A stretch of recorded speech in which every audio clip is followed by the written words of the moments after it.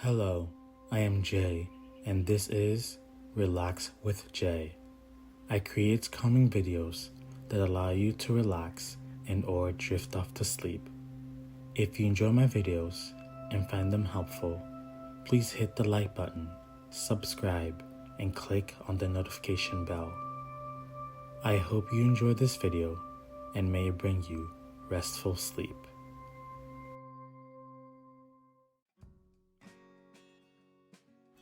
Tonight, I'll be reading the first chapter of the book called 1492 by Mary Johnson. If you enjoyed this chapter and would like me to read more, please let me know. Chapter 1. The morning was gray, and I sat by the sea near Palos. In a gray mood. I was Jaime de Marchena, and that was a good old Christian name. But my grandmother was Joyce, and in corners they said that she never truly recanted, and I have been much with her as a child.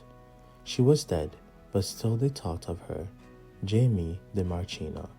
Looking back from the hillside of 46, saw some service done for the queen and the folk.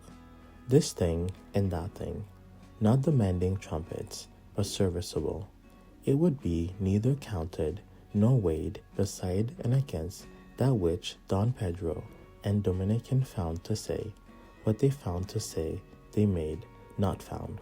They took clay of misrepresentation, and in the field of falsehood sat them down, and consulting the parchment of malice proceeded to create.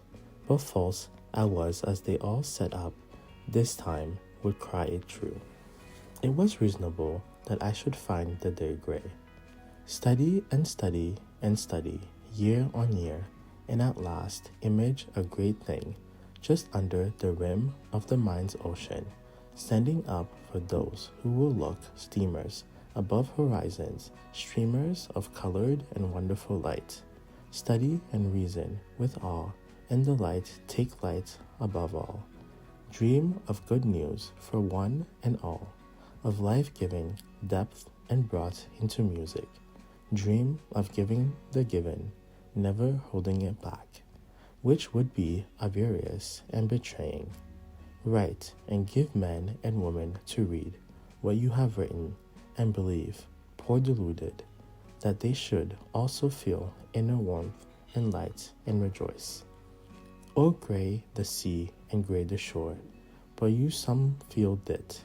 The Dominican, when it fell into his hands, called it perdition, a Jewess for the grandmother and Don Pedro for enemy, and now the Dominican, the Dominicans. The queen and the king made a edict against the Jews, and they sat in the Inquisition. I am Christian. It is a wide and depth and high word. When you ask what it is, Christian, then must each of us answer as it is given to him to answer.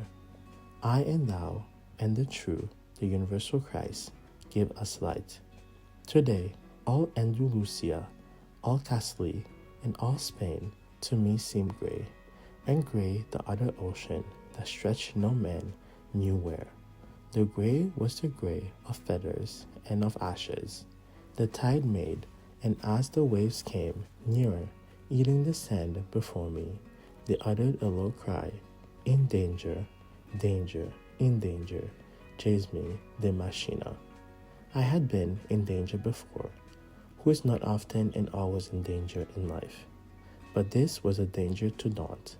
Mine were no powerful friends. I had only that which was written within me. I was only son of only son, and my parents and grandparents were dead.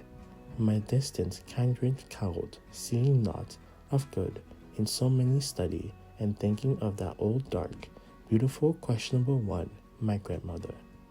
I had, indeed, a remote kinsman, head of a covenant in this neighborhood. He was a wise man and a kindly, but not he either could do aught here. All the Jews to be banished, and Don Pedro with the steady forefinger. That man, take him too, Who does not know that his grandmother was Jewish, and that he will have lived with her and drank poison? But the Dominican, no, the Holy Office will take him. You have but to read, only you must not read what he has written to see why.